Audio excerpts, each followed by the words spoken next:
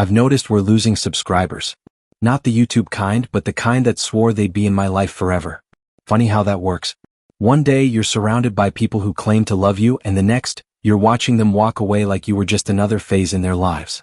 By the way, if you're here, do me a favor, subscribe. It's free, and unlike some people in my life, you won't regret sticking around. I never thought I'd be the guy posting his relationship drama online, but here we are. Buckle up, because the past few months of my life have been an absolute train wreck. I'm Alex, 34, an electrician. Started as an apprentice at 19, worked my way up, and now I run my own small business. Nothing fancy, just me and a couple of guys doing residential and commercial jobs. I make decent money. Not rich, but comfortable. Jessica, my wife, was everything I thought I wanted. We met at a housewarming party, and from the second she laughed at my terrible joke like it was the funniest thing she'd ever heard, I was hooked. Smart, driven, gorgeous, she had it all. We dated for 3 years, got married, and built what I thought was a great life together. A house, good friends, vacations, plans for the future. She used to be proud of what I did. She'd wear my old work shirts to bed, brag to her friends about how I could fix anything, and always had dinner waiting when I got home exhausted from a long day. But things started to change. Slowly at first, so slowly that I didn't see it. I was too busy grinding, trying to build something for us. But now, looking back, man, I was blind. It all started about 8 months ago when Jessica couldn't stop talking about this guy at work. Mike with his fancy MBA. Mike with his brilliant ideas and incredible career. Mike who was going places. At first I didn't think much of it. But then it was Mike this, Mike that. Mike thinks we should vacation in Cancun. Mike does CrossFit. Mike eats avocado toast. Like I gave a damn about Mike's breakfast. Then she started staying late for mandatory happy hours. First once a week. Then twice. Then 3 times. She'd come home tipsy, smelling like a mix of alcohol and expensive perfume, eyes distant, mind somewhere else. And then one night I found the proof. A message. Not just any message, plans. Plans for a life. Their life. Together. I was nothing more than a stepping stone. The blue-collar guy she used to build a comfortable life while she leveled up to someone better. But here's the thing. Jessica underestimated me. She thought she was playing chess, moving pieces while I just wired up houses. She forgot one thing. Electricians know how to cut the power. And 48 hours later? She had nothing. It was like watching a horror movie unfold in real time. Jessica wasn't my wife anymore. Not really.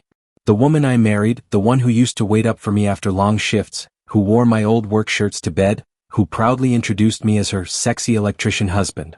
She was gone. In her place was someone new. Someone who dressed differently, acted differently, talked differently. Someone who had a new life, a new direction. A life that apparently didn't include me. And the worst part? She thought I was too stupid to notice.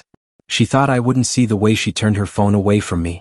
That I wouldn't notice her coming home from the gym freshly showered, her makeup perfect at 9 p.m. She thought I'd believe her stories about work emergencies and girls' nights, while her credit card statements told a different story. She was wrong. The first real crack in her carefully built lie came in the form of a hotel key card. I found it when I was fixing our bathroom sink, tucked away in her makeup bag. A Marriott downtown. Not from any trip we'd taken. Just there. I didn't say anything. I put it back. But my gut told me everything I needed to know. That night, while she slept, I did what I never thought I'd do. I started digging. The money transfers. Hundreds siphoned from our joint account into hers. Dinners at expensive restaurants on nights she claimed to be with her friends. Charges from high-end lingerie stores for things I'd never seen her wear. And then the final nail in the coffin. A charge from the very same Marriott downtown. A bar tab on a night she told me she was working late on a big presentation. I wasn't the most tech-savvy guy, but I knew someone who was. My buddy Trent, an IT security guy, had been through his own hell of a divorce after his wife cheated. He didn't even hesitate when I told him my suspicions. A few tweaks to our home computer, a simple keylogger, and 2 days later, I had her email password. And that's when I saw it. Message after message with Mike. Plans. Secrets. Complaints about me. How I was stuck in my underdog mindset. How she deserved more luxury than I could ever provide. How she was settling by staying with me. And Mike, the man who had stolen my wife?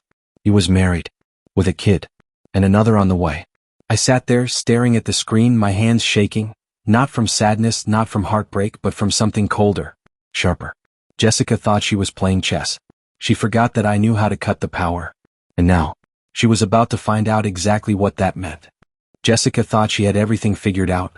She thought I'd just keep working, keep coming home tired, keep believing her lies while she planned a new life with Mike. She thought I'd be blindsided when she finally left, scrambling to pick up the pieces while she walked away clean. She had no idea I was already 2 steps ahead. The night I found those emails, I sat in my truck outside our house, gripping the steering wheel so hard my knuckles went white. I wanted to storm inside, throw her things on the lawn, call Mike's wife and destroy his life the way he was trying to destroy mine. But my dad always told me, when you're angry, that's when you need to think clearest. So I made a plan. Step 1. Secure my finances. The next morning I met with a divorce lawyer. Let's call him Richard. He wasn't cheap, but I wasn't looking for cheap. I was looking for ruthless. Richard confirmed what I already knew. I had more than enough proof for an at-fault divorce. But he advised me to wait. If you confront her now, he said, she'll start hiding assets. You need to be strategic. Gather more evidence. Separate your finances quietly. And most importantly, act normal. A game of chess. That's what my marriage had turned into. Step 2. Set the trap. That night, when Jessica came home late, I kissed her goodnight like I always did. I even asked about her day, pretending to believe every lie that came out of her mouth. Then the next morning I dropped the bait. Hey babe, I might have to go out of town for a big rewiring job in Phoenix. 2 weeks. Her response was almost too eager. That's great, babe. Such a good opportunity for you. Don't worry about me, I'll be fine here. I bet you will be. Step 3. Catch them in the act. I packed a bag, loaded up my truck, kissed her goodbye and drove away. But I didn't go to Phoenix. Instead, I circled back and crashed at my buddy Tony's rental property about 15 minutes from my house. Tony had been through his own divorce nightmare, he got it. And while I was there, my friend Kevin, who installs security systems, helped me set up some discreet outdoor cameras around my house. Just 2, one watching the driveway, another on the front door. Nothing inside. I wasn't interested in what happened in my bedroom. I just wanted proof. Step 4. Watch it all unfold. The first night, nothing. She ordered takeout, watched Netflix, sent me a miss you text. I responded with fake enthusiasm. The second night? Different story. At 7 p.m., a sleek black Audi pulled up. Mr. Regional Director himself. Tall, gym fit, expensive watch catching the streetlight. He brought wine. They kissed at the door. Definitely not their first time. He walked inside like he owned the place. He stayed until 3 a.m. And I got it all on video. It happened 3 more times that week. Once they left together in the morning, Jessica called in sick. They spent the day who knows where, came back, had dinner on my deck, drank my expensive whiskey, then took my boat out on the lake. They were living the life I built. In my house. In my bed. With my wife. And they had no idea I was watching. I wasn't just sitting around feeling sorry for myself while this happened. I called my dad, showed him everything. He looked at me, jaw clenched. What's the plan, son? First, I said, I protect what's mine. Then, I burned their little fantasy world to the ground. Jessica thought she had me beat. She thought she could sneak out while I was away, start her new life with Mike, and leave me picking up the pieces. She thought she was in control. She was wrong. The next few days were a blur of preparation with my lawyer, Richard. I locked everything down, secured my business, set up new bank accounts, moved my work equipment under the LLC, and transferred half our savings into my name while leaving her half untouched.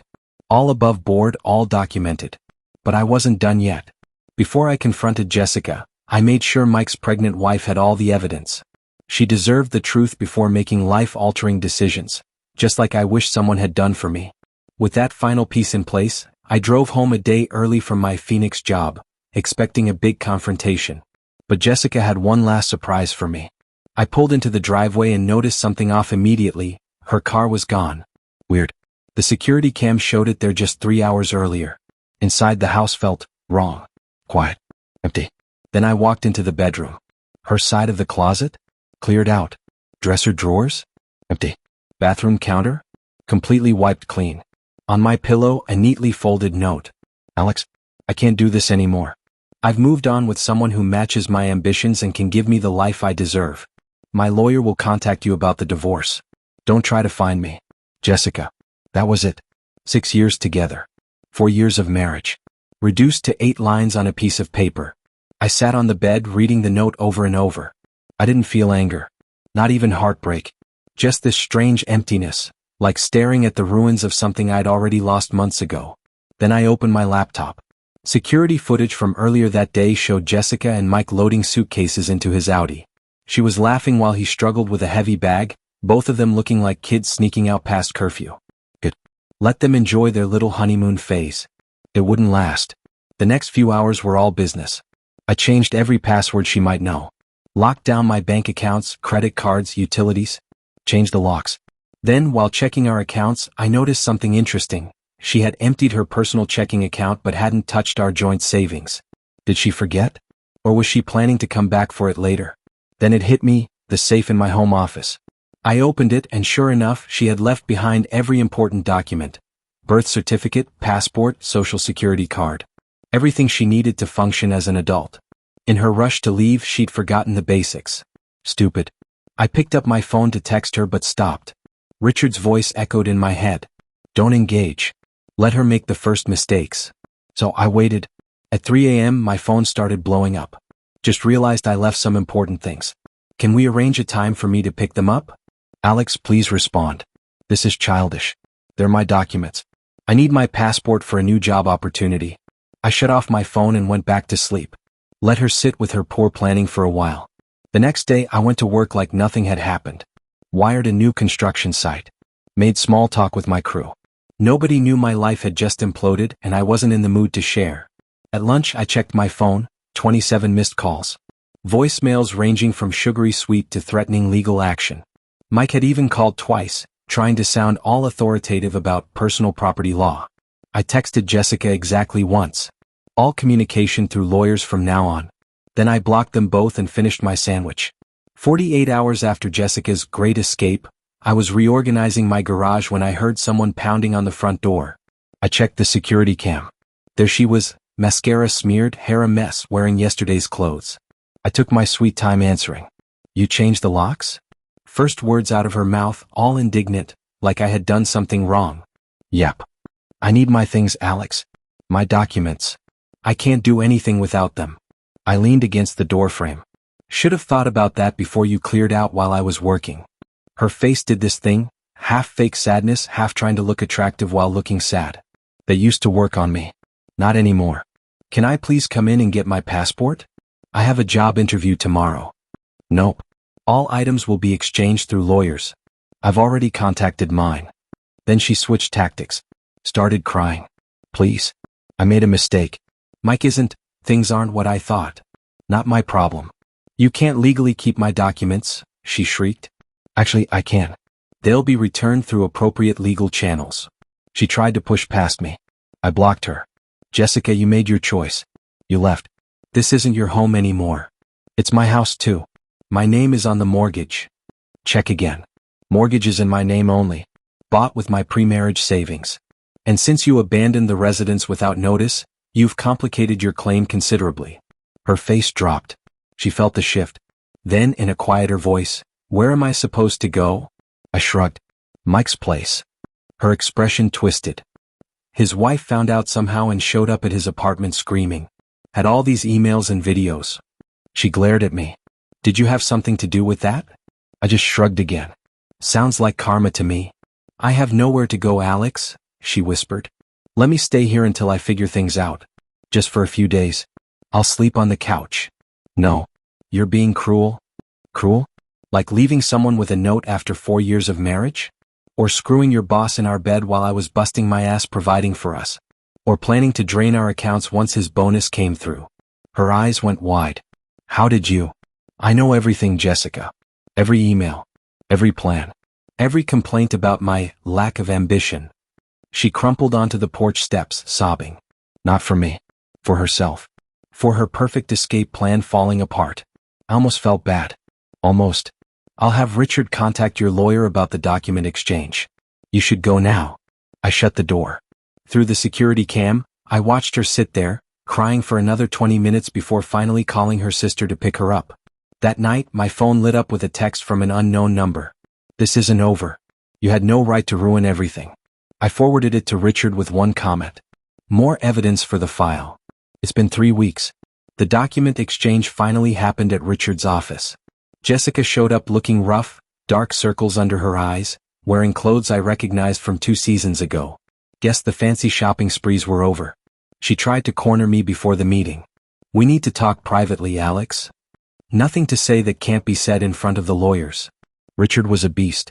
Had everything documented, organized, ready for signature. And I was finally free. As I walked out of Richard's office, divorce papers signed, I felt something I hadn't in a long time, peace. Not relief, not triumph, just a quiet, steady peace. Jessica was officially out of my life, at least on paper. Emotionally, she'd been gone long before she ever wrote that note. The first thing I did was go home, crack open a beer and sit on my back deck. The same deck where my dad and I had talked that first night after everything went down. The same place where I'd started rebuilding my life. I looked around at the house, the one I'd worked hard for, the one I almost lost because I trusted the wrong person, and I felt damn proud. Life has a way of teaching you lessons whether you're ready for them or not. This one? It was brutal but necessary. I don't hate Jessica. That would require energy and she's not worth that anymore. If anything, I hope she figures her life out. But that's not my problem. My life? It's mine again. My business is thriving, I've got solid people around me, and I've got a new sense of self-worth that I didn't even know I was missing. And Lisa? Well, we're taking it slow. But damn, it feels good to be around someone who doesn't make love feel like a battlefield. No mind games, no half-truths, just easy, genuine connection. That's worth more than all the ambition Jessica thought she was chasing. If there's one thing I've learned from this, it's this. Protect what you build, whether it's your business, your heart, or your peace of mind. Not everyone deserves access to what you've worked for. And when someone shows you who they truly are, believe them. Don't make excuses, don't wait for them to change. Just believe them and act accordingly. For anyone reading this who's been through something similar, whether it's betrayal, heartbreak, or just realizing someone you loved wasn't who you thought they were, just know this. It gets better. It takes time, but once you start putting yourself first, the right people will follow. What do you think? Does this story resonate with you? Let's hear it in the comments. And if you found this story valuable, like, share, and comment. You never know who might need to hear it.